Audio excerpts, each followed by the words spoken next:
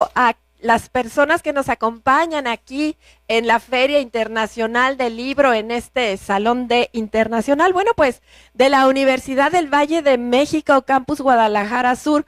Bienvenidas y bienvenidos, por siempre responsables de lo que se ha cultivado, Centro Universitario Azteca de Guadalajara, Campus Juárez. Bienvenidas y bienvenidos. Tiene el uso de la voz nuestro moderador. Gracias, Lucy. Pues muy buenos días, bienvenidos a todos y a todas. Y saludo a los integrantes del presidio, los magistrados Felipe de la Mata Pizarro y Felipe Alfredo Fuentes Barrera, que todos ya los conocemos. Es importante precisar que es muy grato estar en esta 39 edición de la Feria Internacional del Libro de Guadalajara, la feria más importante de habla hispana a nivel mundial. Y pues, como es costumbre, aquí se reúnen autores, se reúnen lectores, adultos, amas de casa, profesionistas, escritores, niños, todos para efectos de buscar un libro que todos de repente andamos esculcando para efectos de podernos llevar a casa y podernos deleitar con ello. Pero como es tradición, y ya podría decir que casi 9 años, tanto el magistrado Felipe de la Mata como el magistrado Felipe Alfredo Fuentes Barrera se vuelven a ser presentes año con año en la Feria Internacional del Libro. O sea, ellos son ya parte de la Feria Internacional del Libro en los últimos 9 años y siempre presentando algo, innovando, para efectos de poder traer sus análisis, sus estudios, presentando libros, escribiendo, como es en este caso, el presentar el libro de Desafíos Contemporáneos de la Función Electoral Mexicana. ¿Verdad? Que para mí es un gusto sentarme con dos grandes maestros y dos autores importantísimos y aparte dos grandes magistrados que en su momento han estado, por supuesto, comprometidos para efectos de poder difundir la cultura democrática, de estar escribiendo, de poder aportar y de hacerse presentes cada año en la FIL. El reunirse en la FIL es ver al magistrado de la Mata, el magistrado Fuentes sobre los pasillos de la FIL, pues es como una tradición. Pueden venir autores o llegar a autores, irse a autores, pero ellos siempre son constantes, siempre los vamos a estar encontrando y cada vez el próximo año, la 40ª edición, nos los vamos a volver a encontrar, estoy seguro, y así vendrán muchas más donde los seguiremos viendo y escuchando, porque efectivamente son dos personas que han trabajado muchísimo por el aportar, por difundir el tema democrático, difundir sus sentencias y difundir estudios, por supuesto, de vanguardia, y que vienen a cubrir algunos vacíos en que de repente se ha dejado de quién los atiende. Pues están aquí los dos magistrados, parece que los Felipes siempre a la vanguardia para trabajar por temas en beneficio de lo electoral. Pues sin más preámbulo, y el método es 10 minutos cada quien tiene intervención. En un primer saque le daremos el uso de la palabra al magistrado Felipe de la Mata Pizarro. Muchas gracias, querido Jorge. La verdad es que estar en la Feria del Libro de Guadalajara siempre es un honor, es un gusto, y más con mi querido amigo Felipe Fuentes Barrera. Muchas gracias, querido amigo, siempre por tu enseñanza, por todo lo que hemos podido construir juntos, sobre todo por tu amistad. Quiero agradecer también la presencia de todos los que están aquí, de Priscila, de Carmen, de todos, por supuesto, ¿no? Lucy, nuestra presentadora, y también de mi querido amigo Agustín Millán, que mucho de lo que está pasando y haciendo el Tribunal Electoral estos días en Guadalajara es gracias a él. Muchas gracias, Agus, por todo lo que has hecho estos días en Guadalajara. Ya estamos terminando un poquito, último esfuerzo, ya vamos de salida. Muchas gracias. Bueno, ahora voy a recomendarles esta obra. Esta obra tiene dos virtudes. Primero, todas las que van a leer, pero la segunda, que es gratuita. Y dicen que a caballo regalado no se le ve colmillo, ¿de acuerdo? Entonces, se las recomiendo. La pueden conseguir todos en el stand del tribunal, pero más allá de otra cosa, la pueden bajar ustedes de internet. Se meten dentro de la página del tribunal, se meten ustedes a Editorial Tribunal Electoral y pueden ustedes bajar esta obra. A ver, estamos en un momento de cambios y de circunstancias en el país. Parece que estamos a la puerta de una reforma electoral. Este es el momento en el que tenemos que discutir los grandes cambios, justo, los desafíos contemporáneos de la función electoral y hacer propuestas de cambio. Yo quiero decirles que este es un libro valiente en ese sentido. Es un libro, sobre todo, en el que vamos a encontrar propuestas a cargo de funcionarios públicos, funcionarios que están constantemente en el manejo del derecho electoral y del sistema electoral. Queremos hacer un mejor sistema electoral, primero tenemos que conocer el actual y hacer las críticas correspondientes. Quiero platicar de algunos temas que me llaman la atención. Por ejemplo, en el capítulo 1 a cargo de Alejandro del Río Priede, modelo de comunicación política y libertad de expresión de las personas servidores públicos o públicas, ¿de acuerdo? Se hace un análisis justo de el llamado modelo de comunicación social o comunicación política. Y justo lo que nos propone Alejandro del Río es que se abandone el sistema actual. A ver, lo primero que yo diría, y que es en mucho lo que concluye Alejandro, es, uno, no hay un modelo. Ojalá hubiera un modelo. Si hubiera un modelo, habría un sistema. Es decir, habría reglas que más o menos serían coherentes y hermenéuticas, es decir, que fueran coherentes entre sí. Tenemos más bien una serie de disposiciones, casi todas prohibitivas, y que lo único que hacen es entorpecer la libertad política. Por ejemplo, tenemos una serie de reglas en torno a libertad de expresión, libertad de prensa y particularmente en temas de radio y televisión que, les soy sincero, a mí me parecen probablemente equivocadas. Es verdad que en el año 2007, por razones históricas en ese momento, se tomaron en cuestión, pero la pregunta es si no podría avanzar México hacia un modelo de mayor liberalidad, hacia un modelo donde sea la libertad la base de la comunicación política, porque además, seamos sinceros, no podemos ir en contra de la naturaleza de las cosas. Yo tenía una jefa a la que quise mucho, que por cierto era de aquí, de Guadalajara, y doña Alfonsina me decía, cuando vayas a ordenar algo en una sentencia, si le vas a pedir al sol que salga, pues que sea a las 7 de la mañana, hijo, porque si no, no va a salir, ¿de acuerdo? Si se los pides a las 2 de la mañana, no va a salir. Y si le pides que se ponga, pues que sea a las 7 de la noche, porque si son las 2 de la tarde, no se va a poner. No podemos prohibirle a los políticos que hagan política. Podemos tener una constitución que establezca reglas que se harán cumplir, por supuesto, pero estamos yendo en contra de la naturaleza de las cosas. No es inteligente, ni sabio, ni correcto. El capítulo 2, sobre voto electrónico generalizado, que escribió Cianya, espero pronunciarlo bien, Cianya Guadalupe Avilés Navarro, que trata justamente de una idea que es más que evidente. A ver, perdónenme, a ver, he tenido la fortuna de ir de observador electoral a algunas elecciones, pero he ido especialmente, la observación electoral que a mí más me ha dejado es la observación electoral en India. A ver, y ustedes van a decir, ¿y qué le viste a la elección de la India? Bueno, resulta que en la India es el sistema electoral más grande del mundo. Como ustedes saben, hoy día India es el país donde hay más habitantes en el mundo. Cuando yo lo visité, había 1.500 indios habitando India, de los cuales votaban 1.000 millones. Fíjense la cantidad de personas que acabo de decir, 1.000 millones de personas votando. ¿Cómo se puede conseguir que 1.000 millones de personas voten? Pues es muy simple, a través de urnas electrónicas, tan simple como eso. ¿Y cómo se consigue la seguridad cibernética de la urna electrónica? No sé, pero sí les voy a contar lo que hace el Instituto Electoral de la India, y la respuesta es no lo sé porque yo no soy un experto en temas electrónicos, pero de que se puede, se puede. A ver, cada 5 años cuando hay elecciones en la India, el Instituto Electoral de la India saca un manifiesto a la opinión pública invitando a todos los hackers del mundo a que traten de hackear su sistema cibernético y a romper la urna electrónica. Y les ofrece $1 millón al que lo consiga. Hasta ahorita nadie ha ganado el premio.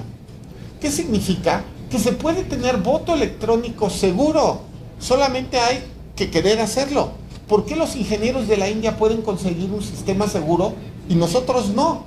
A ver, y justo tiene que ver también con el tema de justicia digital que escribió Alejandro del Río en su tercer capítulo. A ver, una de las cosas que más me llamó la atención en la India fue también el tema de la justicia digital. Hace 10 años, 8 años que fui a la India, resulta que cuando tú llegas a tu casilla, imagínense esto, llegas a tu casilla, no apareces en el padrón, puedes en ese momento interponer el equivalente a nuestro juicio para la protección de los derechos políticos del ciudadano por una aplicación, y en 2 horas tienes respuesta por parte del Instituto de India. Y con tu sentencia que te notifican a tu aplicación, puedes entrar a votar a tu casilla. ¿Por qué los de la India pueden tener una ciberjusticia de esta manera, que además es rápida, barata, clara, y nosotros no podemos tenerla? ¿Cuál es la razón? Pues pareciera más bien que tenemos que abrirnos a la tecnología. Ya ha sido bastante las cuestiones que el tribunal ha avanzado en esto, que por ejemplo me acuerdo que mi amigo don Felipe Fuentes, cuando fue presidente del tribunal, por cierto, votando en contra 2 de nuestros compañeros, si recuerdo bien, creó, y fue un tema que lo hizo la presidencia, creó un sistema de justicia electrónica que no existía y que hoy ya no existe en la ley. ¿Por qué no existe en la ley un sistema de justicia electrónica electoral? Pues no existe, y el tribunal ha tenido que crearlo de manera alternativa. Se creó una inteligencia artificial que se llama Alfonsina, un chatbox. Es un avance, pero no podría caminarse, por ejemplo, en el sentido de que muchos de los juicios de credencial para votar pudieran resolverse con inteligencias artificiales. Pues yo pensaría que sí, sobre todo cuando se concedan. Tendrá que verse cómo y la forma de alimentarlo y mantener la justicia. La verdad es que no me parece que se rompa la certeza si es que la inteligencia artificial se encuentra adecuadamente, digamos, alimentada. No sé cómo ando de tiempo, pero sí, va. Nos tenemos que abrir a todas las experiencias que existen en el mundo, pero más allá de eso, empoderarnos como nación y darnos cuenta que nosotros sí podemos, y que claro que podemos desarrollar un nuevo tipo de justicia más rápida, más eficiente, y quizá lo que tiene que hacer es abrirse a la tecnología. Yo me acuerdo que, por ejemplo, yo iba a la biblioteca cuando era chavo y llevaba yo unas fichas bibliográficas e iba yo apuntando, ya me doy a entender, así de voy a transcribir, porque las copias eran caras, entonces yo iba transcribiendo así los párrafos para hacer mis trabajos y me los llevaba a casa. Ahora los chavos creo que ya ni sacan copias. No sacan copias, ¿verdad?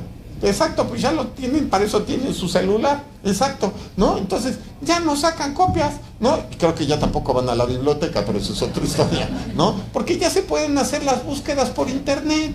O sea, ya hubiera querido yo, es como si dijéramos, no, tenemos que seguir yendo a la biblioteca con nuestra fichita bibliográfica y hacer la copia de los párrafos, lo tenemos que hacer, porque así es nuestro corazón.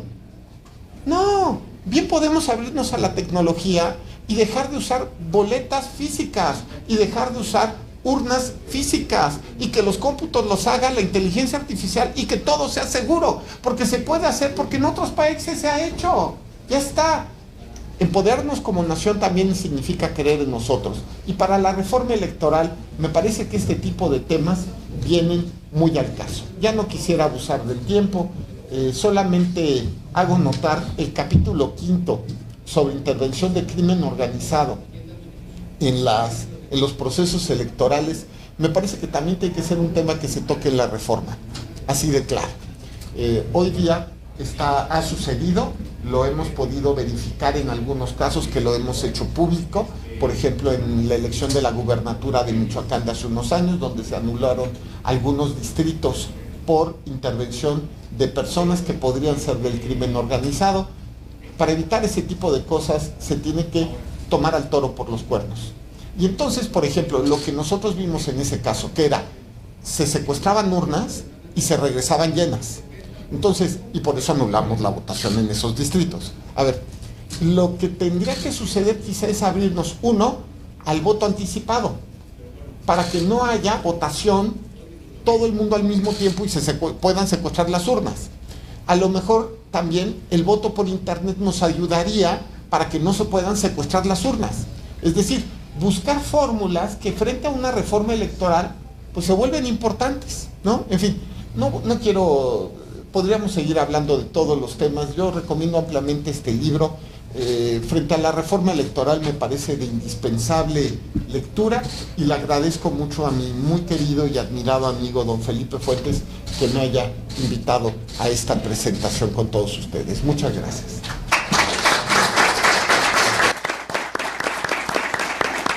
Muchas gracias, magistrado de la Mata, por su intervención. Y bueno, ahora le daré el uso de la voz a un joven autor y escritor de este libro que se presenta, al licenciado Alejandro del Río Priede, y quien es secretario de Estudio y Cuenta de la Sala Superior del Tribunal Electoral. Adelante, Alejandro. Muchas gracias, buenas tardes a todas y todos. En primer lugar, quisiera agradecer a quien nos dio su confianza, quien imprimió visión en este libro y nos impulsó a concretar esta importante obra, al magistrado Felipe Alfredo Fuentes Barrera.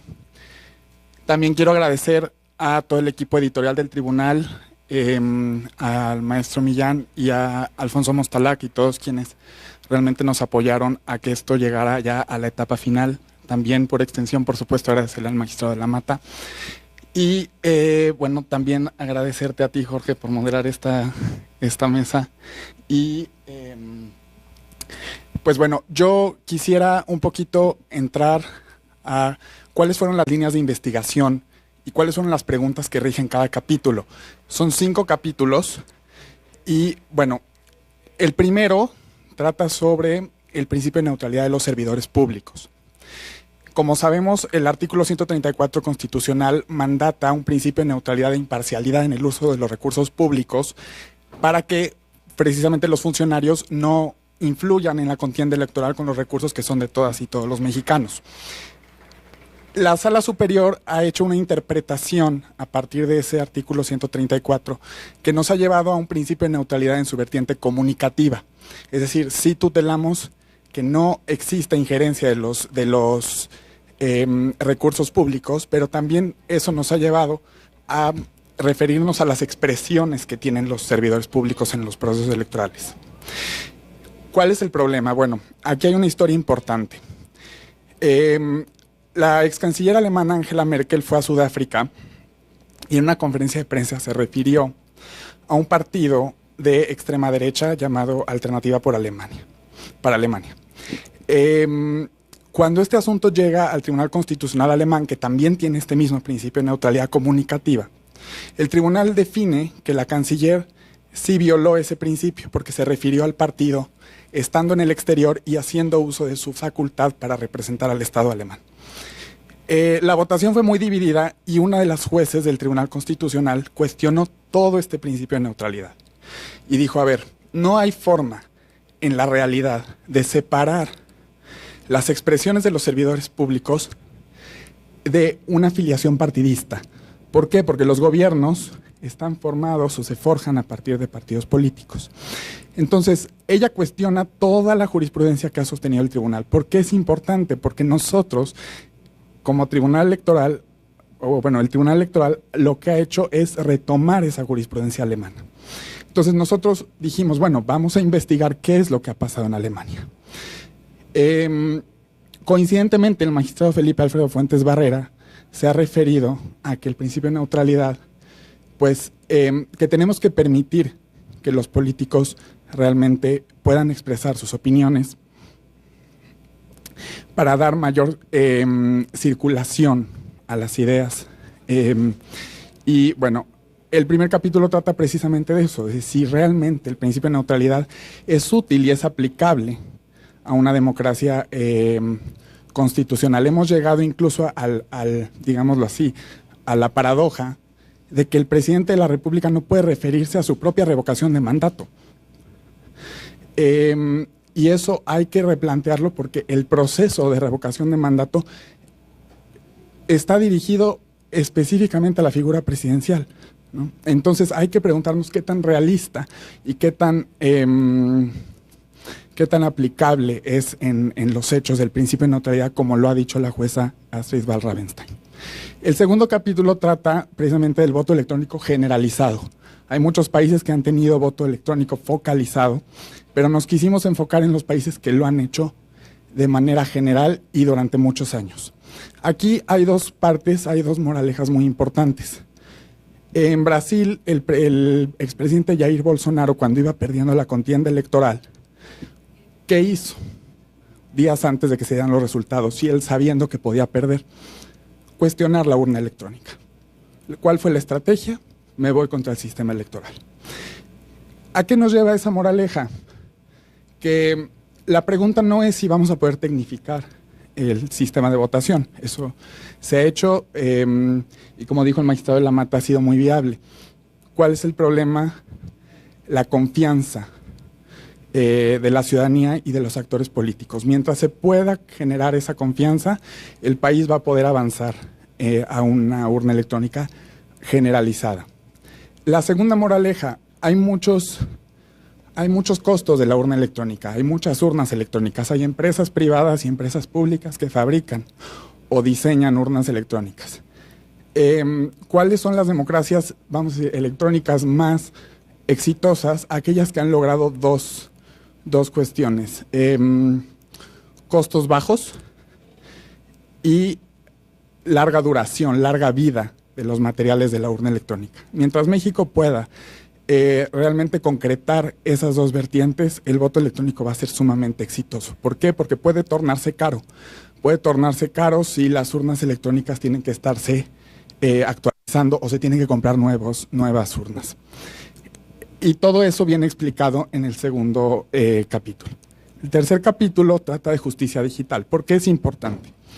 Bueno, IDEA Internacional, que es la organización referente en procesos electorales del mundo, nos está alertando de que hay una sobrejudicialización de los procesos electorales.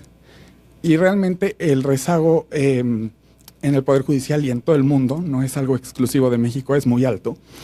Entonces, los poderes judiciales en general tenemos que preguntarnos por qué queremos digitalizar la justicia, por qué queremos también tornarla inteligente o sintética. Precisamente para hacerla más rápida y precisamente para enfrentar la sobrejudicialización no solo de la materia electoral, sino de cualquier materia del derecho. En 2020 tuvimos un gran avance con el juicio en línea, como ya comentaba el magistrado de la Mata. Durante la presidencia del magistrado Fuentes se creó el juicio en línea. También se ha avanzado en el SISGAE y el juicio en línea estatal.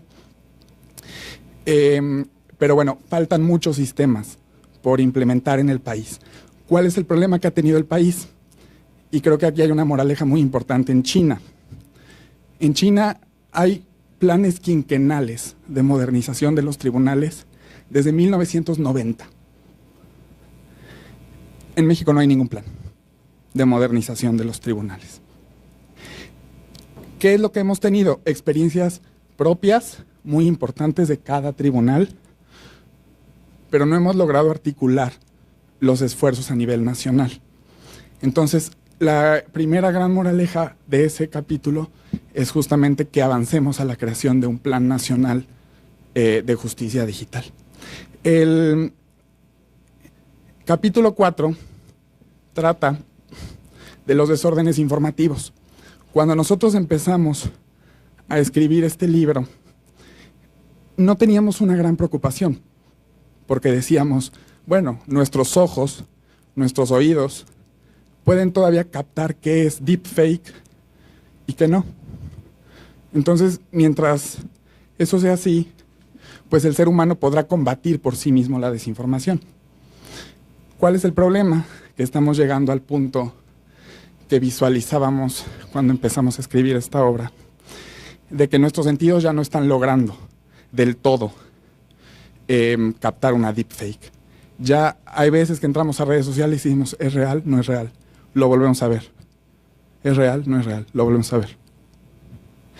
Y estamos llegando a ese punto crítico donde la desinformación realmente está ya retando nuestra percepción y nuestros sentidos humanos. ¿Qué es lo que es importante en este sentido? Creo que el país no tiene un marco de responsabilidad robusto para las redes sociales. En Brasil sí lo tienen. Se combate esto y hay una responsabilidad directa de las redes sociales, solidaria incluso, para combatir la desinformación que está circulando en ellas. Y esto se ha hecho en el marco de la soberanía digital brasileña. La pregunta es entonces si México tiene que fortalecer esa soberanía digital. Hay países que han dicho, bueno, no, que sean los propios usuarios los que definan qué es desinformación y qué no, y que haya notas comunitarias. La realidad es que creo que sí tenemos que fortalecer esa responsabilidad de las redes sociales.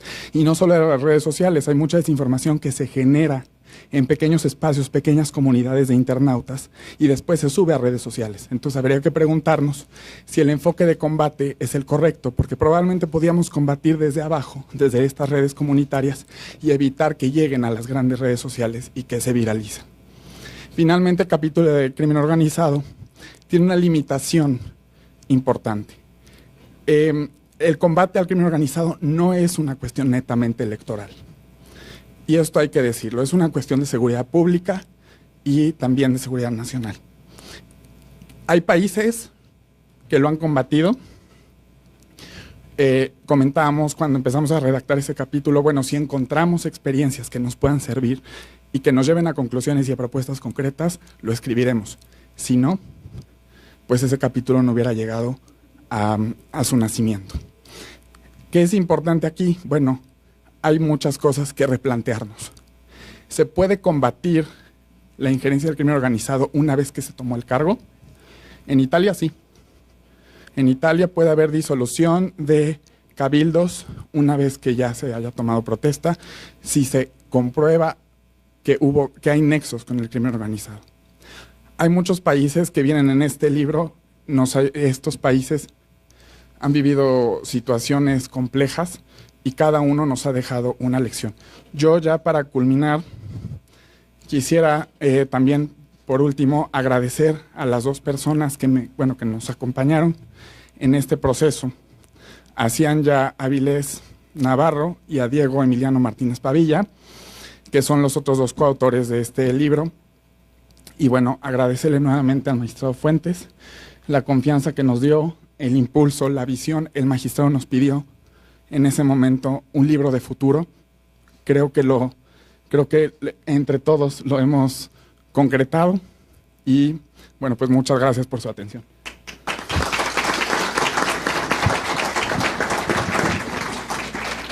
Muy bien, Alejandro, excelente intervención y pues bueno, que sea el primero de muchas participaciones en la FIL. Y pues bueno, ahora vamos con el autor del libro y coordinador de la obra, el magistrado Felipe Alfredo Fuentes Barrera. Adelante, magistrado. Muchas gracias, muy buenos días a todas y a todos. Antes que nada, agradecer a la Feria Internacional del Libro la posibilidad de presentar esta obra, que debo decirlo, fue mucho de la intervención del licenciado Agustín Millán. Muchísimas gracias. Prácticamente terminamos la obra y le dimos la tarea a la editorial del Tribunal Electoral del Poder Judicial de la Federación de poder imprimir la obra para presentárselas en esta Feria Internacional del Libro. Esta obra, ya se ha señalado, es parte del talento de tres jóvenes de mi ponencia. Ellos oscilan entre los 28 a 30 años. Hoy me da mucho gusto ver presencia juvenil de estudiantes de la Universidad del Valle de México, Campus Guadalajara Sur, del Centro Universitario Azteca de Guadalajara, Campus Juárez, porque precisamente creo que se llevarán ese ánimo de construir también ustedes un futuro para México, para la democracia. Creo que estamos de plácemes. Ojalá recojan su volumen y se vayan con la idea de que nuestro país puede mejorar. Yo simplemente, pues ya me dejaron al último, poco tengo que decir, pero haré un recorrido para más o menos ponerlos en contexto. En el año 2007 se construye un sistema que está fundado en la desconfianza. En México la política siempre se ha construido su sistema jurídico porque todo el mundo desconfía de todo el mundo y finalmente se llegan a consensos, pero no son los mejores. En 2007 se construyó un sistema de comunicación política que quiso evitar la contratación en tiempos de radio y televisión de manera individual. Pero ¿qué es lo que generó esto? ¿Qué se buscaba? Primero, contener el dinero privado en la competencia electoral. Segundo, se buscó sancionar la calumnia como una afectación grave de la deliberación pública, porque era bien fácil que alguien le fabricara alguna situación que no era verdadera a otro candidato y definitivamente esto lo desbancaba de la voluntad popular. Y tres, se buscó impedir que la propaganda gubernamental se convirtiera en publicidad personalizada. Nos dice el libro, sí se logró reducir de alguna manera la compra masiva de publicidad por parte de los partidos políticos, pero se creó entonces un sistema rígido de spots que fragmenta el mensaje. Y ustedes lo ven el día de hoy. ¿Qué es lo que ven en televisión? Spots que duran muy poco. ¿Y qué les transmiten de mensaje político? Nada. Prácticamente es muy poco lo que se dice en esos spots, que creo que no aportan nada de la plataforma política, de lo que piensa cada candidato, cada partido político. Por otra parte, creo que se introduce una figura que se ha tomado de manera muy rígida, que ya lo adelantaba Alejandro, es la modificación al artículo 134 constitucional al principio de neutralidad. A los primeros se empieza a construir una línea jurisprudencial del Tribunal Electoral del Poder Judicial de la Federación, que pienso es muy rígida, porque no se le permite a los funcionarios participar en ningún evento. Con posterioridad se flexibiliza este pensamiento y se les permite participar en días y horas inhábiles. Yo me preguntaría, criticando este criterio, es una autocrítica, ¿cuáles son los días y horas inhábiles de un funcionario público? El tribunal consideró que sábados y domingos, pero ¿de verdad el presidente de la República tiene días inhábiles? ¿O los gobernadores? Creo que en ese sentido lo que debe reglamentarse es que no se utilicen recursos públicos. Eso es lo que se prohíbe, que existe una ventaja indebida por parte de los servidores públicos, violando ese principio de neutralidad. ¿Qué implica el principio de neutralidad? Pues que no tengan ventaja de esos recursos que son del pueblo para generar, para generar una ventaja indebida de su candidatura o de las candidaturas de los partidos políticos a los que pertenecen. Por otra parte, se ha puesto en la tela de discusión el voto electrónico generalizado. Creo que hacia allá debemos avanzar, no como una moda tecnológica ya, sino como una necesidad imperante en nuestra democracia. Sigue estando presente la desconfianza. Ya Alex del Río hacía referencia a un modelo que tomó el libro, que es el de Brasil. Mi querido amigo, el magistrado Felipe de la Mata Pisaña, hacía referencia a la India. Y fíjense, los dos han puesto ante ustedes modelos que implican una gran complejidad. Brasil, con su gran territorio, con su número de población, la India con diferentes sectores que corresponden a distintas maneras de pensar, a distintas comunidades y con una población enorme, han avanzado en ese sentido. ¿Y cómo? A través de herramientas muy sencillas. Permitamos que haya auditorías, permitamos que ciertos factores externos verifiquen que se funciona o que funcionan estos sistemas adecuadamente. Y en ese sentido, creo que podríamos avanzar para generar confianza, que el voto electrónico que genere un testigo y que ese testigo pueda generar correspondencia y pueda auditarse si es necesario con el resultado correspondiente. Se hacía ya referencia por parte del magistrado Felipe de la Mata de estos ejercicios de hackers, que efectivamente se paga para que se vulnere el sistema electoral.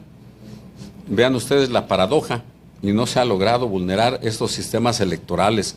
Nosotros creo que tenemos que superar ya el tema de pues la confianza ciudadana.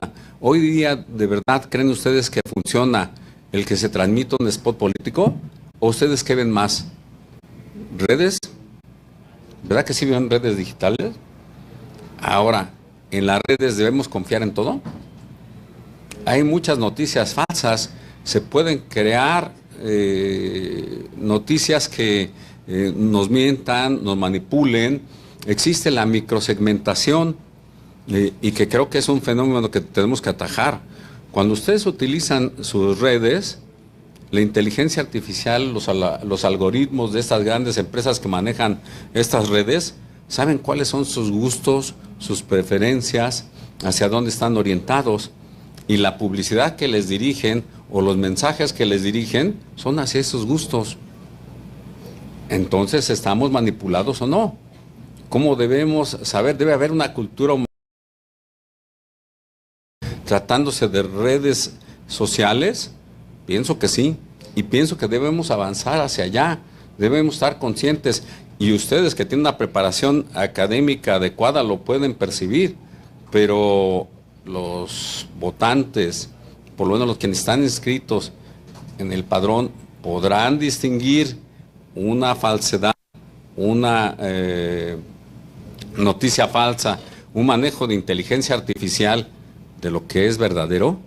Creo que es un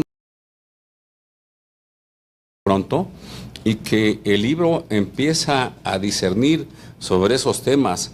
Es un libro moderno, es un libro pensado por jóvenes que nos ponen a pensar sobre los retos que vienen en el México que nosotros queremos sea más democrático y que sea más igualitario.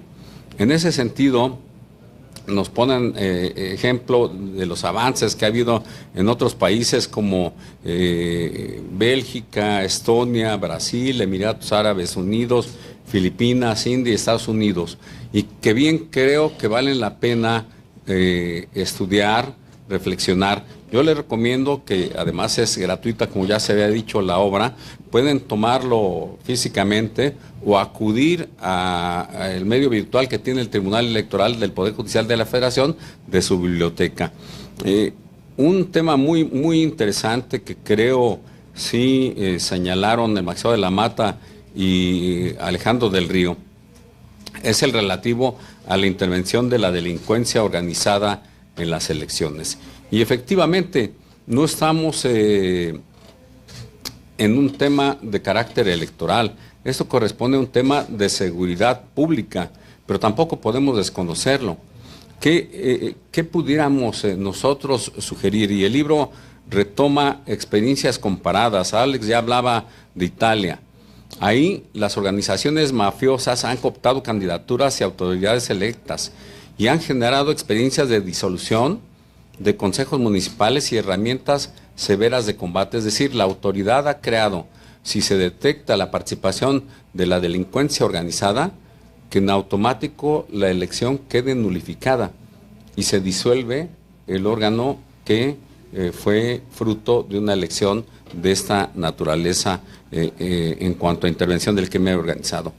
Por ejemplo, también Mali y Georgia, el foco del financiamiento ilícito de campañas y partidos está presente y muestra cómo el dinero proveniente del crimen distorsiona la competencia y en ese sentido ha decretado la anulación de esas elecciones.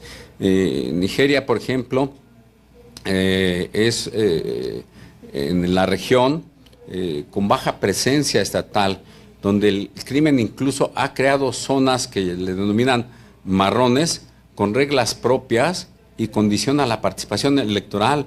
Ahí participa directamente la delincuencia en el gobierno. No es un fenómeno propio de México, es un fenómeno que está a nivel mundial, pero lo que nos importa es cómo corregirlo en México.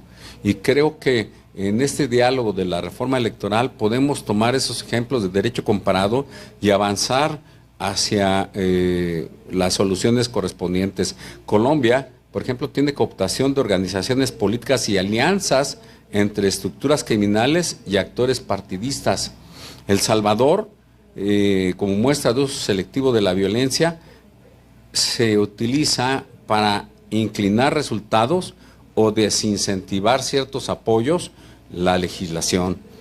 Y yo creo que la comparación se hace en 3 planos. El tipo de injerencia, que a través de la violencia, del financiamiento, de la cooptación institucional, y cómo reacciona la autoridad estatal.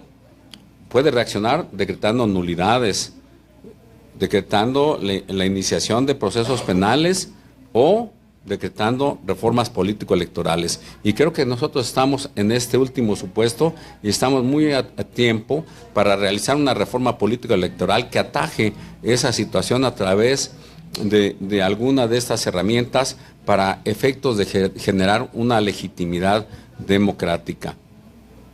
El libro identifica patrones en los métodos, intimidación de candidaturas, compra o presión de estructuras partidistas locales, control territorial para condicionar el voto, infiltración en la cadena de seguridad electoral y corrupción de autoridades. Y en ese sentido debemos evitar que se asegure la impunidad, debemos proteger los mercados, debemos tener un acceso privilegiado a que exista un voto libre, secreto y directo como lo marca la Constitución. Y ya se ponía de relieve, el Tribunal Electoral no ha sido ajeno a esta situación, ha resuelto 2 casos paradigmáticos, el caso Michoacán y el caso Tamaulipas, pero en la medida de las atribuciones y capacidades del propio tribunal. ¿Y qué es lo que ha hecho? Ha flexibilizado la exigencia de demostración de los hechos, ha admitido la prueba contextual, un poco haciendo eco de lo que ha hecho la Corte Interamericana de Derechos Humanos al flexibilizar la prueba y permitir que se demuestren estos hechos de manera indirecta a través de indicios. Creo que es un libro que les aportará grandes elementos a ustedes como jóvenes para pensar en la solución, ya no del futuro, la solución que ya está presente. Y vean ustedes cómo la juventud sí puede realizar obras como la que hoy presentamos, porque jóvenes tan talentosos como los de mi equipo han elaborado, 3 de ellos, una obra de esta envergadura que queda a su lectura, a su crítica, a su disposición. Muchísimas gracias por su atención y estamos a sus órdenes. Muchas gracias, magistrado. Y pues bueno, ahora viene lo importante, adquieren el libro, como ya lo comentaron, es gratuito, pero lo más importante para los autores que lo lean, porque un libro que no se lee, pues imagínense, puede servir de contrapeso para que una puerta no se cierre, pero lo importante es que esos libros trasciendan, y cómo trascender, pues que los lean. Entonces los invitamos a que lo adquieran, que es gratuito, que te lo van a entregar aquí en la entrada, y por supuesto para que lo lean, y también invitamos también a los autores para que sigan escribiendo, sigan participando y sigan estando en la fila. Qué bueno que se cerró en este espacio para poder en su momento que los autores puedan firmárselo si ustedes gustan y puedan tener su libro autografiado. Pues muchas gracias a todos y muy buenas tardes. Gracias.